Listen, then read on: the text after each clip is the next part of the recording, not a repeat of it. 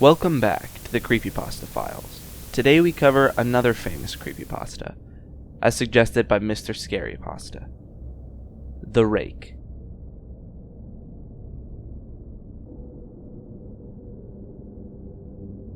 In this story, we are introduced to a creature known as the Rake, whose recorded presence was seemingly erased during a quote-unquote blackout. What we read is a collection of the last surviving documentations of the creature.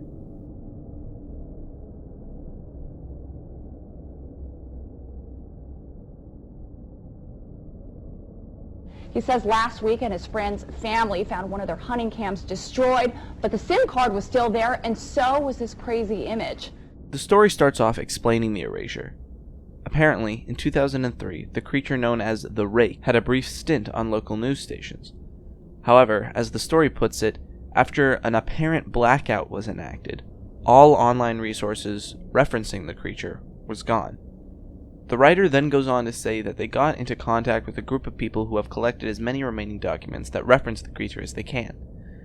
Then it goes into those documents.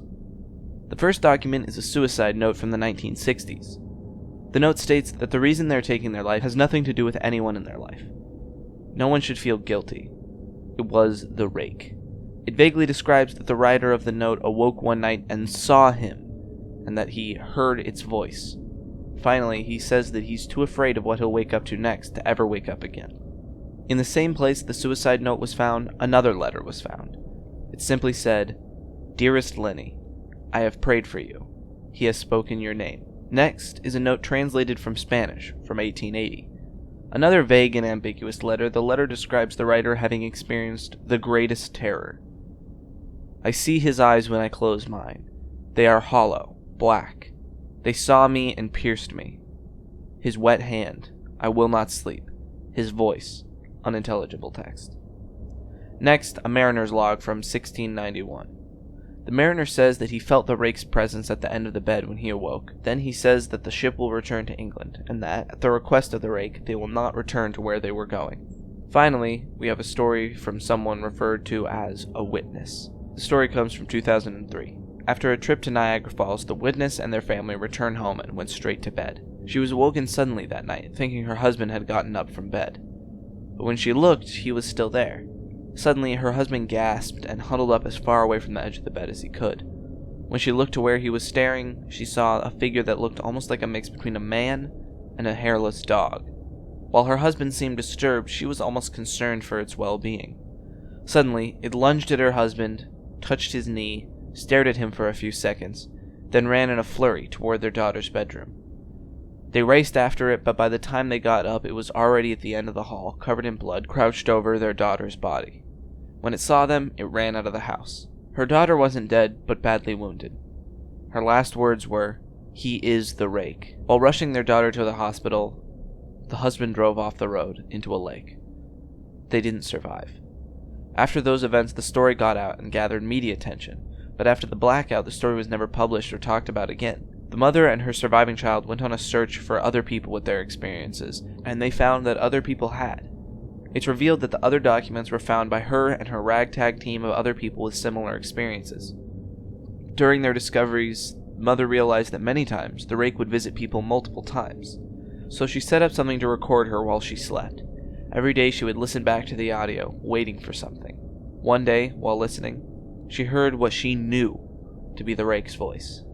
She heard it for a split second and turned it off, not able to bear listening to it for more than a split second. Although she had thought the Rake had remained quiet during her and her husband's encounter, the voice instantly flashed her back to the moment, as if it were the Rake's voice. She hasn't listened to it again since, but she fears the day when she will wake up and see him sitting at the edge of her bed, this time focused on her.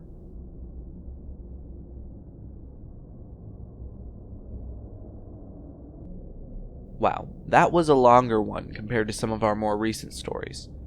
Let's unpack what we know. The Rake is a humanoid creature that resembles a hairless dog. It can move with inhuman speed and has a voice of some sort.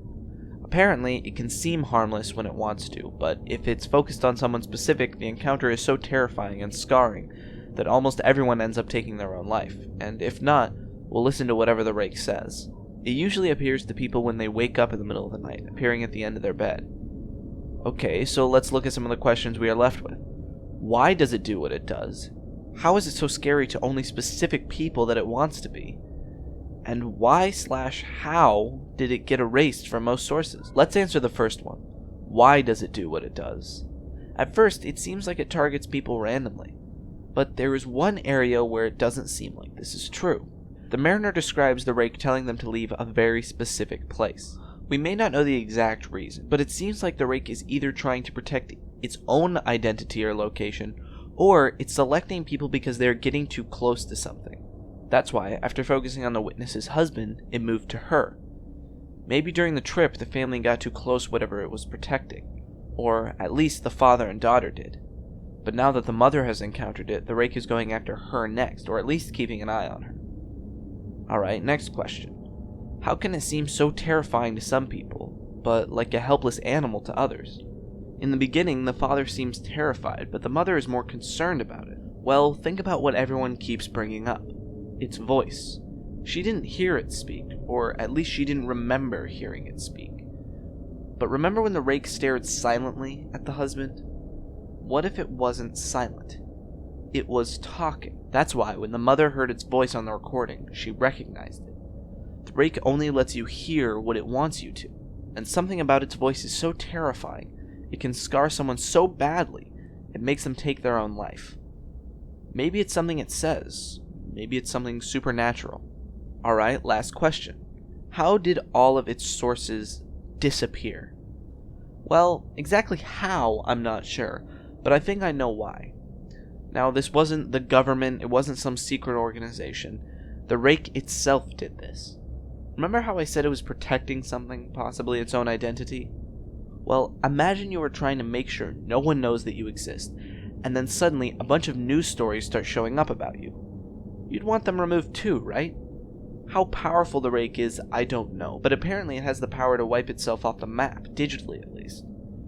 So, what does all of this mean? Well, in my opinion, it seems like the rake is an extremely old supernatural being that is determined to stay hidden. So far, it has been easy, by killing or inciting the suicide of anyone who has tried to get close to it. However, in the age of the internet, the creature has found it harder to stop the spread of its existence.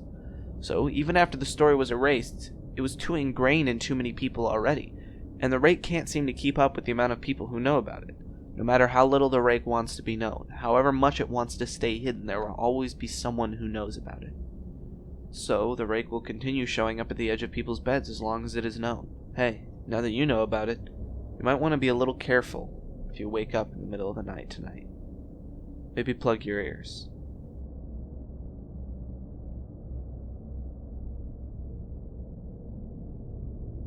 So that's that.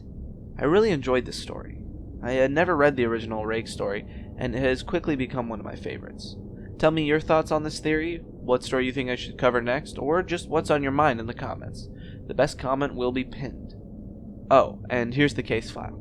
The full version can be found on my Instagram and Twitter, links in the description. See you all next time.